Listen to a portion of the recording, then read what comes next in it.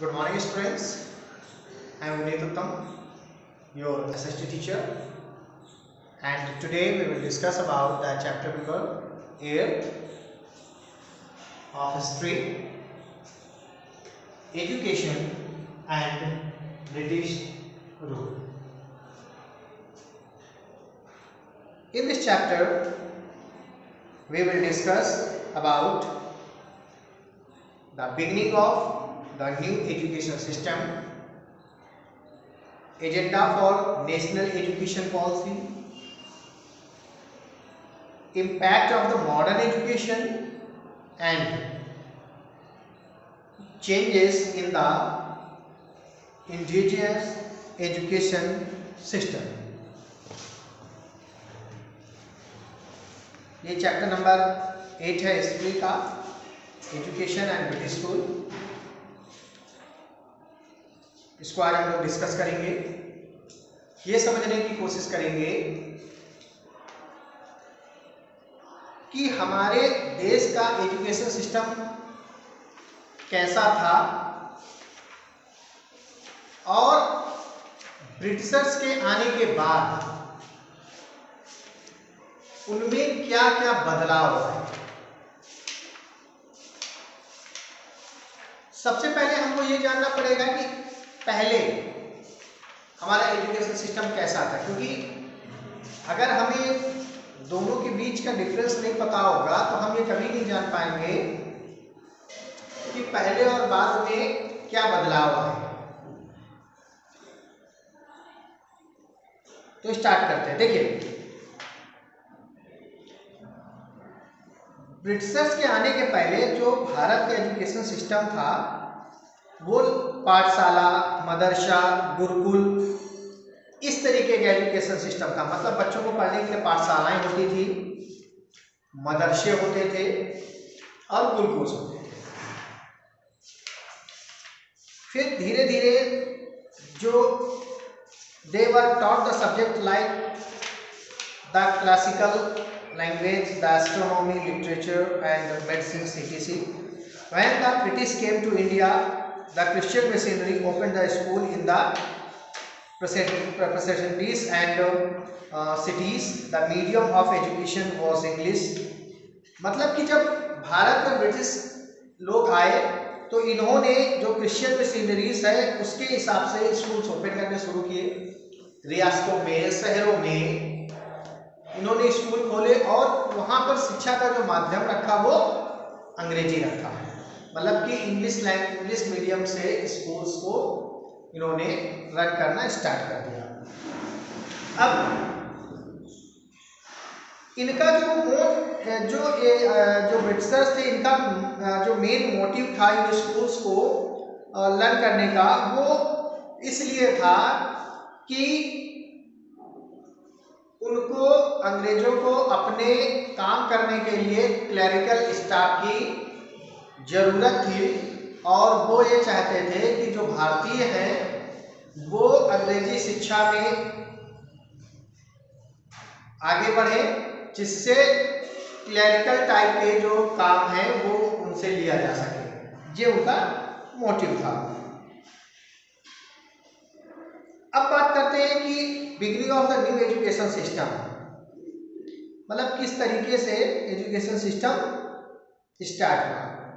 तो English system of the education begin in India तो 1833, मतलब कि 1813 में इंग्लिश एजुकेशन सिस्टम भारत में प्रारंभ हुआ। When the charter act was pass, जब चार्टर एक्ट पास हुआ। It was decided that the company would annually spend 1 lakh rupees on the education in India.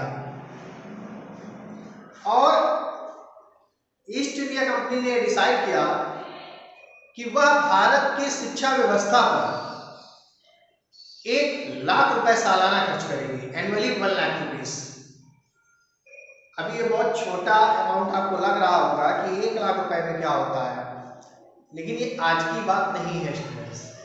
ये बात कर रहे हैं हम लोग 1813 की।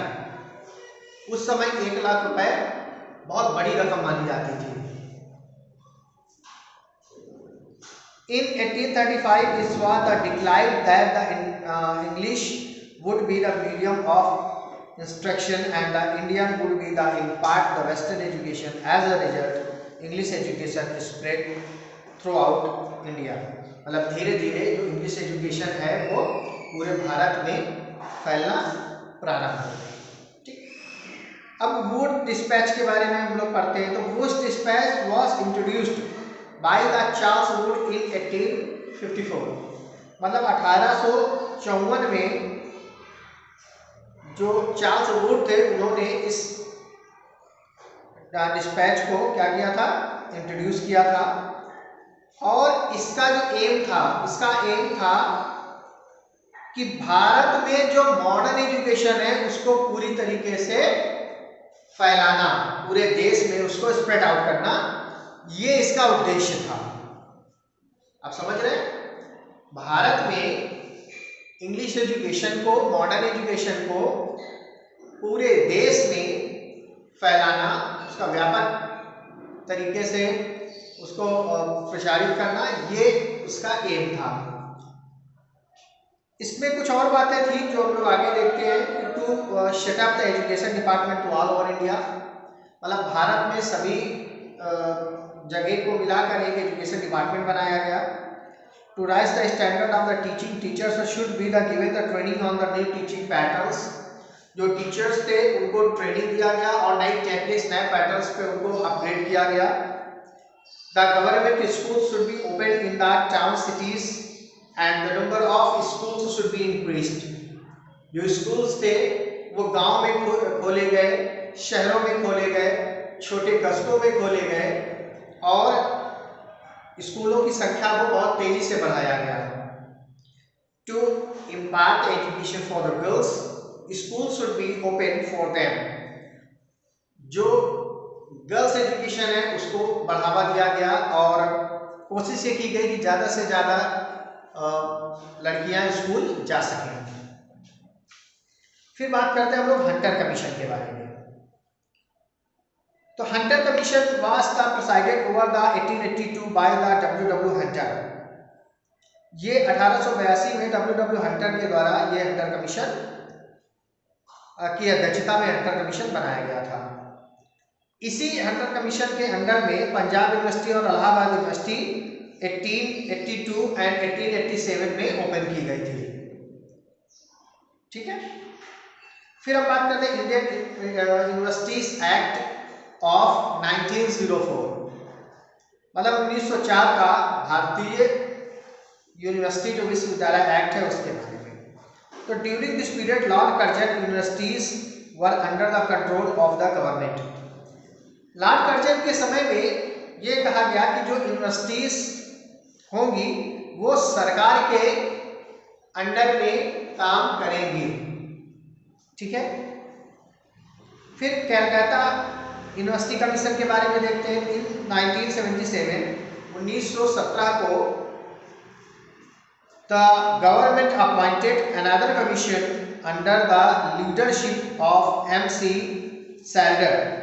MC सैल्डर के अंडर में उन्होंने एक नया कमीशन कमीशन बनाया, अपॉइंट किया। इसकी कुछ रिकमेंडेशंस थी, कुछ उसके सिफारिशें थी उस कमीशन की। वो क्या थी ये हम लोग जानने की अब कोशिश करते हैं। The control of the government over the universities should be minimised. मतलब कि जो यूनिवर्सिटीज में सरकार का जो कंट्रोल है वो कम से कम होना चाहिए।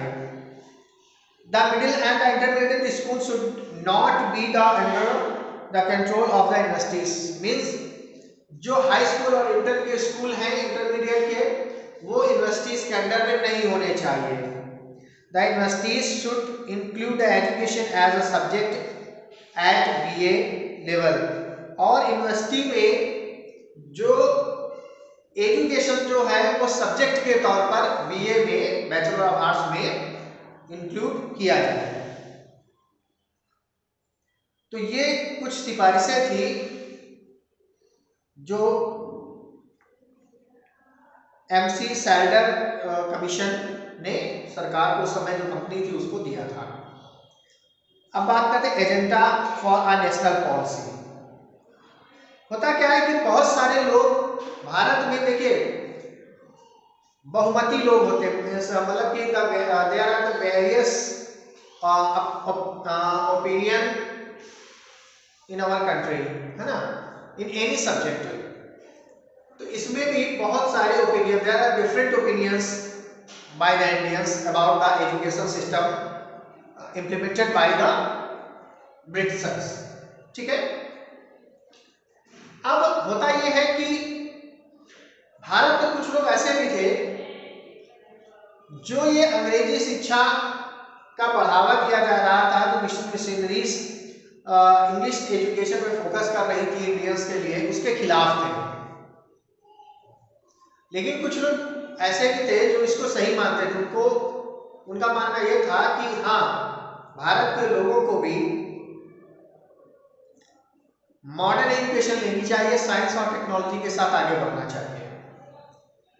अगर मैं आपको बताऊं तो Mahatma Gandhi western education policy के बिल्कुल खिलाफ थे। वो ये नहीं चाहते थे कि भारत में इस तरीके का एजुकेशन सिस्टम आए।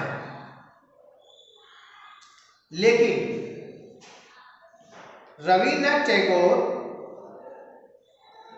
का मानना यह था कि हम लोगों को भी, इंडियंस को भी मॉडर्न एजुकेशन लेना चाहिए, और इस जो ब्रिटिशर्स के द्वारा स्टार्ट की गई एजुकेशन पॉलिसी, इसको भारतीय एजुकेशन सिस्टम पे मर्ज कर देना चाहिए। अब ये देखते हैं कि क्या इम्पैक्ट हुआ मॉडर्न एजुकेशन का, impact of the modern education, क्या इम्पैक्ट हुआ ये देखते हैं हम लोग। The Western education and the influence of the Western thoughts that help in the educating the numerous age-old customs and traditions. जो वेस्टर्न एजुकेशन था और जो इन्फ्लुएंस था वेस्टर्न थॉट्स का, उन्होंने जो पुराने कस्टम्स थे, ट्रेडिशंस थे, उनको धीरे धीरे खत्म करने का काम किया, उनमें अवेयरनेस फैलाने का काम किया। जो गलत चीज़ें हमारे कुछ धर्मों में चल रही थी, समाज में जो कुरीतियाँ चल रही थी, उनके प्रति लोगों की जागरूकता बढ़ी। The study of the English literature that introduced the new Western thoughts like the liberty, equality and fraternity in India. अब इंग्लिश लिटरेचर पढ़ने का ये भी फायदा हुआ कि हमारे यहाँ के लोगों की जो सोच थी वो बदली, थोड़ा उनमें समानता और लिबर्टी का जो एक भाव था भारतीयों के लिए, वो आया, है ना। Literacy help the Indians to understand the Indian past and made them the part from their heritage. जब उन्होंने भारतीयों के इतिहास को जाना, लिटरेसी मतलब जो उनका शिक्षा का स्तर बढ़ा, तो उन्होंने भारतीय इतिहास को समझा, पुरानी चीज़ों को समझा, और जो मॉडर्न चीज़ें थी, जो हेरिटेज थे, उनमें फिर गर्व करना उन्होंने स्टार्ट किया। उसको लगा, उन लोगों को ये समझ में आया कि हाँ, ये चीज़ हमारे हक में है। बात करते हैं चेंजेस इस द इंडियस एजुकेशन सिस्टम, है ना। तो मेनी स्वदेशी institutions and the societies were set up during the colonies rule which played an important role in the growth of the education in India। मतलब ज़्यादातर जो स्वदेशी इंस्टीट्यूट्स थे या सोसाइटीज थी, वो कॉलोनियल का मतलब है जब ब्रिटिशर्स हमारे यहाँ राज कर रहे थे, उस समय बहुत इंपॉर्टेंट रोल उन्होंने प्ले किया भारत के एजुकेशन सिस्टम को ग्रो करने के लिए, ठीक है। इनमें से मैं कुछ आपको नाम बता देता हूँ। To promote the education amongst the Muslim, the Sir Syed Ahmad Khan opened the Anglo oriented school in Aligarh in 1827। Sir Syed Ahmad Khan ji ने एक एंग्लो ओरिएंटेड स्कूल अलीगढ़ में स्टार्ट किया था 1877 में, 1877 में। He established the Mohammad Anglo oriented college. उन्होंने एक मोहम्मद एंग्लो ओरिएंटेड स्कूल की भी, कॉलेज की भी स्थापना की थी। Vishwa Bharati university, one of the most the prominent education institutions was started by Rabindranath Tagore at Shantiniketan in Bengal.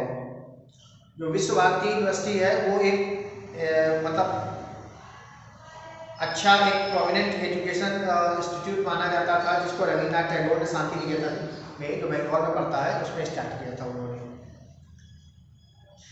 The credit for the establishing the British the Banaras Hindu University goes to Pandit Madan Mohan Malviya. Pandit Madan Mohan Malviya ने बनारस हिंदू विश्वविद्यालय की स्थापना की थी। And he also established the Vidyapith at Ahmedabad in Gujarat. और उन्होंने गुजरात के अहमदाबाद में एक विद्यापीठ की भी स्थापना की थी। तो ये था हमारा एजुकेशन सिस्टम। आपको समझ में आया होगा कि किस तरीके से पहले एजुकेशन सिस्टम था, फिर आफ्टर व्हेन द ब्रिटिशर्स केम तो क्या उसमें बदलाव हुए। Students, I hope you enjoyed this video, and if you have any doubt, if you have any query, then you can ask me. Till then, bye bye.